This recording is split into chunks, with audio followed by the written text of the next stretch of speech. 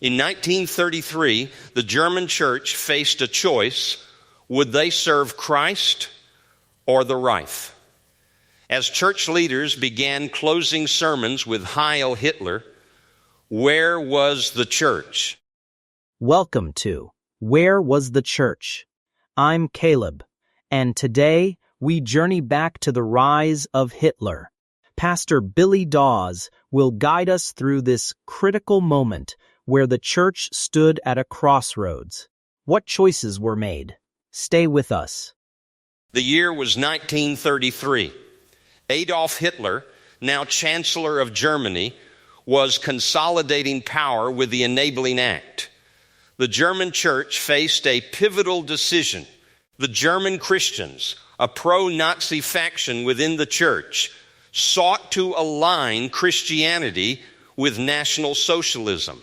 In the July 1933 church elections, they gained about 2/3 of the vote, which emboldened them to push an agenda that included the Aryan paragraph, expelling clergy of Jewish descent. Reich Bishop Ludwig Müller, a staunch supporter of Hitler, led efforts to remove Jewish elements from the Bible. Sermons began to end with Heil Hitler, binding the church to the Nazi regime. Yet not all were silent. The confessing church emerged, led by voices like Karl Barth and Dietrich Bonhoeffer. In May 1934, they drafted the Barmen Declaration, a bold statement rejecting the political infiltration of the church. Barth and Bonhoeffer stood against the tide, but their voices were few amid a sea of compliance. The cost of resistance was high. Bonhoeffer was imprisoned in 1943, ultimately executed at Flossenburg in 1945. Barth was exiled to Switzerland. Meanwhile, pastors like Martin Niemöller, who initially supported Hitler, turned against the regime and were imprisoned from 1938 to 1945. The church's complicity was deep, but a remnant stood apart, clinging to the truth against overwhelming pressure. The confessing church, though a minority, showed great courage in a time of moral darkness. Among its members was a young pastor named Wilhelm Busch. Busch, serving in Essen, was known for his fiery sermons that refused to adhere to the Nazi ideology. Gestapo agents frequently attended his services, hoping to catch him in subversion. Despite the constant threat, Busch continued to preach the gospel as he understood it, leading to multiple arrests and interrogations by the authorities. Another prominent figure who faced the consequences of standing against the Nazi regime was Paul Schneider, often referred to as the preacher of Buchenwald. Schneider was arrested for defending his parishioners against the SA's excesses and for refusing to align his sermons with Nazi doctrine. In 1937, he was sent to Buchenwald concentration camp, where he continued to openly criticize the regime. Despite brutal treatment, Schneider did not waver. He was murdered in the camp in 1939, becoming one of the first Protestant martyrs under Hitler's rule. Amidst these acts of defiance, the Kirchenkampf, or church struggle, raged on. The Nazi regime sought total control, while the confessing church and its supporters worked tirelessly to preserve the integrity of their faith.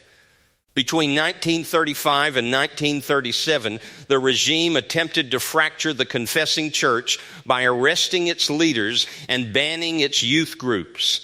Yet the movement persisted. The seminary at Finkenwalde, under Bonhoeffer's direction, became a crucial training ground for future pastors committed to resisting Nazi influence. Although it was closed by the Gestapo in 1937, its impact lived on in the hearts of those who studied there.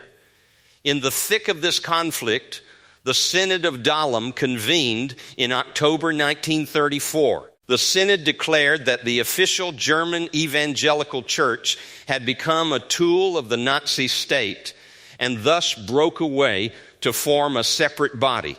This was a bold move, setting a clear line between those who complied with Nazi orders and those who refused to compromise their beliefs. However, this decision also isolated the confessing church further, cutting them off from resources and subjecting them to greater scrutiny. The story of Johanna Hanschen Mathilde Elisabeth von Lübke is another testament to the resistance within the church. As a member of the confessing church, she used her position as a church secretary to aid Jews and others persecuted by the Nazis. Her efforts included helping to distribute the Barmen Declaration and providing assistance to those in hiding. Her bravery did not go unnoticed, and she became a target for the Gestapo, who arrested her in 1944. Despite intense interrogation, she refused to betray her fellow resistors. The struggle within the German church during Hitler's reign was a microcosm of the broader resistance within Germany. These stories of defiance underscore the complexity of the era, where faith, politics, and morality were inextricably intertwined. Each individual who stood against the Nazi regime did so at great personal risk. Yet their legacy is a powerful reminder of the resilience of the human spirit in the face of tyranny. The theological resistance was not limited to pastors and theologians. Lay people also played critical roles in supporting the confessing church and its mission. Among them was Elisabeth Schmitz, a high school teacher in Berlin. Schmitz authored a memorandum in 1935, passionately urging the church to take a stronger stand against the persecution of Jews. Her document, although largely ignored at the time, highlighted the moral imperative for Christians to oppose Nazi policies. Schmitz herself faced ostracism and professional setbacks for her outspoken beliefs, but remained steadfast in her advocacy. Another figure, Margaret Sommer, worked tirelessly to assist Jewish families facing deportation. As a social worker closely affiliated with the Catholic Church, Sommer coordinated efforts to provide food, shelter, and forged documents to those in hiding. After the war, she documented Nazi atrocities, contributing to the understanding and acknowledgement of the Holocaust. Her bravery and dedication to justice made her an essential figure in the church's quiet resistance. Meanwhile, the Nazi regime continued its efforts to control religious institutions. In 1937, Heinrich Himmler issued a decree that further curtailed religious activities, equating them to subversive acts against the state.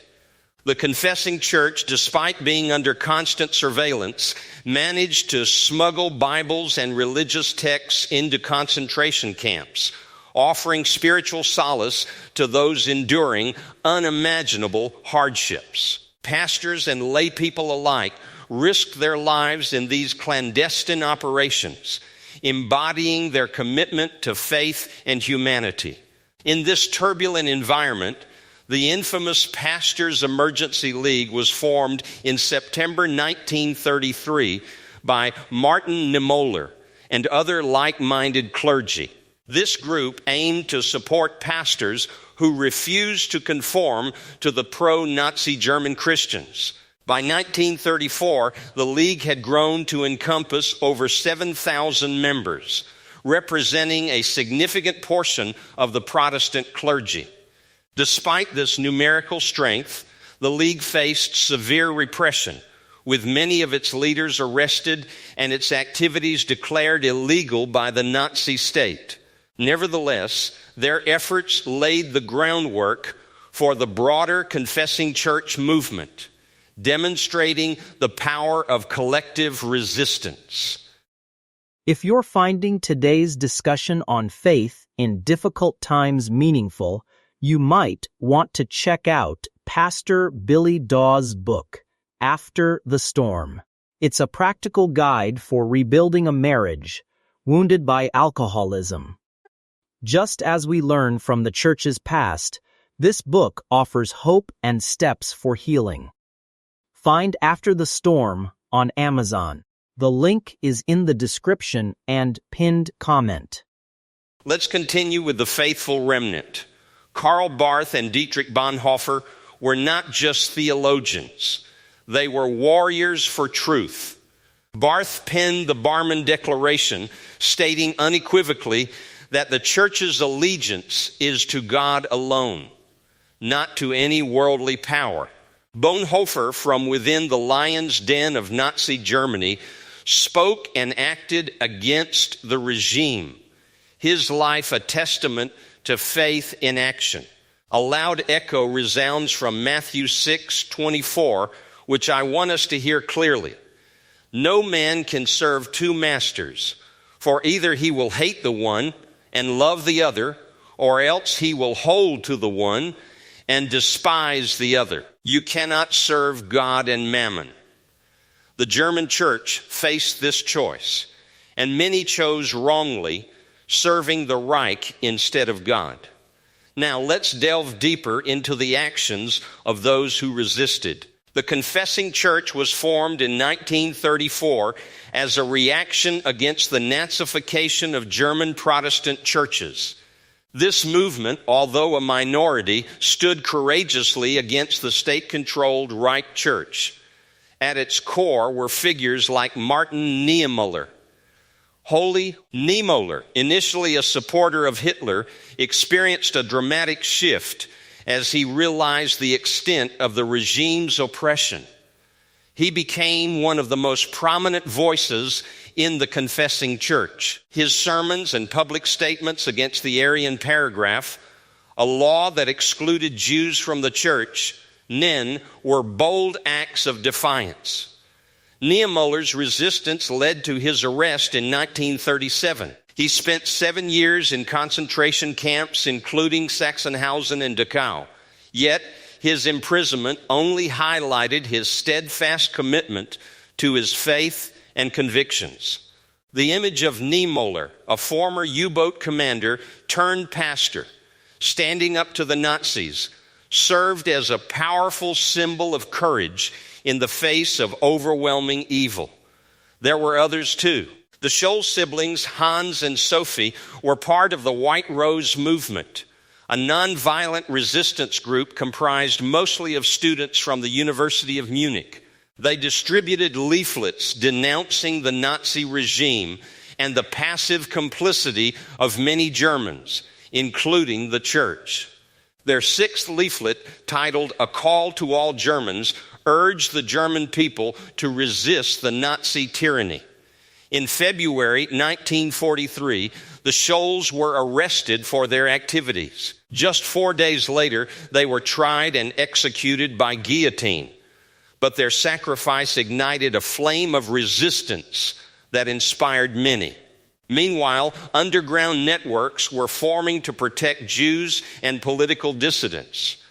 Churches, though not uniformly, played critical roles in these efforts. Some pastors and congregations, risking their lives, hid Jews and aided them in escaping to safer territories. These acts of bravery were dangerous, with the Gestapo watchful and ready to punish those who defied the Nazi edicts.